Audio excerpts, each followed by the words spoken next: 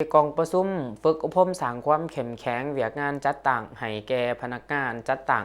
คงเขตการเงิน7แขวงภาคกลางภาคใต้วันที่4มีนาคมนี้กรมจัดตั้งกระทรวงการเงินได้เปิดศูนย์ฝึกอบรมสร้างความเข้มแข็งเวียกงานจัดตั้งขึ้นอยู่สถาบันเศรษฐกิจการเงินสาขาภาคใต้แขวงจำปาสักโดยการเป็นประธานของทานปริญญาเอกนิษฐาบุพภารองหัวหน้ากรมจัดตั้งกระทรวงการเงินมีคณะรับผิดชอบจากกรมจัดตั้งกระทรวงการเงินและวิทยากรสมณกรเข้าร่วมศูนย์อบรมมีนักสมณกรเข้าร่วมฝึกจำนวน40ฐานยิ่ง10ฐานซึ่งจุดประสงค์ของการจัดศูนย์ฝึกอบรมในครั้งนี้ก็เพื่อสร้างความเข้มแข็งเวียกงานจัดตั้งให้พนักงานและกรคันท้องถิ่นของแขนงการเงินโดยเฉพาะผู้ที่รับผิดชอบเวียกงานจัดตั้งแผนกการเงิน7แขวงก็คือแขวงบุรีคำไส้คำมวลสะหวรรณเขตสารวัตรเซกองอัตตปือและจำปาสักการฝึกอบรมในครั้งนี้จะได้ดำเนินเป็นเวลา3วันนับแต่วันที่4หาวันที่6มีนาซึ่งจะได้ลงเลิกหาหัวข้อก็คือเวียกงานกงจักการจัดตั้งเวียกงานคุ้มครองพนักงานเวียกงานพัฒนาบุคลากรเวียกงานนโยบายเวียกงานแข่งขันหย่องย่อเวียกงานพัฒนาทรัพยากรมนุษย์และบทเรียนเวียกงานจัดตั้งในระยะที่ผ่านมาเวียกงานจัดตั้งมีความเข้มแข็งก็สามารถยกสูงบทบาทในการเสริมขยายความสามารถนำพาของคณะภาคในแต่ละขันช่วย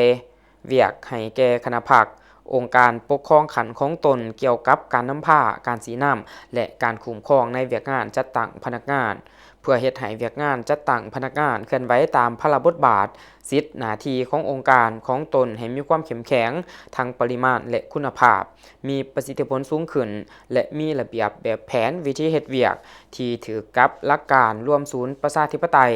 ต้านทาเอียงอาญาสิทธิ์แข็งกระด้างทั้งเป็นการยกระดับความรู้ความสามารถของพนักงานในการพันขยายแนวทางร่วมของภาคให้เป็นแผนการโครงการและแผนงานของแขนงการพร้อมกันนี้ก็ซุ้มใส่การสีน้ำการจัดตั้งนำพาปฏิบัติให้ปรากฏผลเป็นจริงและเข้มงวดบนหลักการร่วมศูนย์ประชาธิปไตยตกลงเป็นหมู่คณะมีการแบ่งงานและมอบหมายความรับผิดชอบให้บุคคลอย่างละเอียดจะแจ้งรับประกันให้ภายในมีความสามัคคีเป็นเอกภาพสูงในเวียกงานของภาคเวียกงานพนักงานนับมือนับนักแหนนสกัดกั้นปรากฏการณ์ย่อท้อหรือการกระทำที่แบ่งแยกแต่ความสามัคคีในหมู่คณะภาคยกสูงคุณภาพเวียกงานจัดตั้งพนักงานให้สูงขึ้นก็จะเฮ็ดให้การคุ้มครองพนักงานได้ดีสามารถรักษาได้บทบาทนำพาและเป็นแบบอย่างนำหน้าอย่างหอบด้านของพนักงานอย่างถูกต้องและเข้มงวดฉะนั้นเมื่อยกสูงความเข้มแข็งบทบาทเวียกงานจัดตั้งพนักงานก็คือการคุ้มครองพนักงานได้จะเฮ็ดให้การนำพาเป็นระบบเป็นเอกภาพภายในภาคของแต่ละขันและเมื่อนั้นก็สามารถเสริมขยายเวียกงานจัดตั้งพนักงานทุกขันกองประชุมเวียกงานจัดตั้งทั่วประเทศครั้งที่11ได้เน้นว่า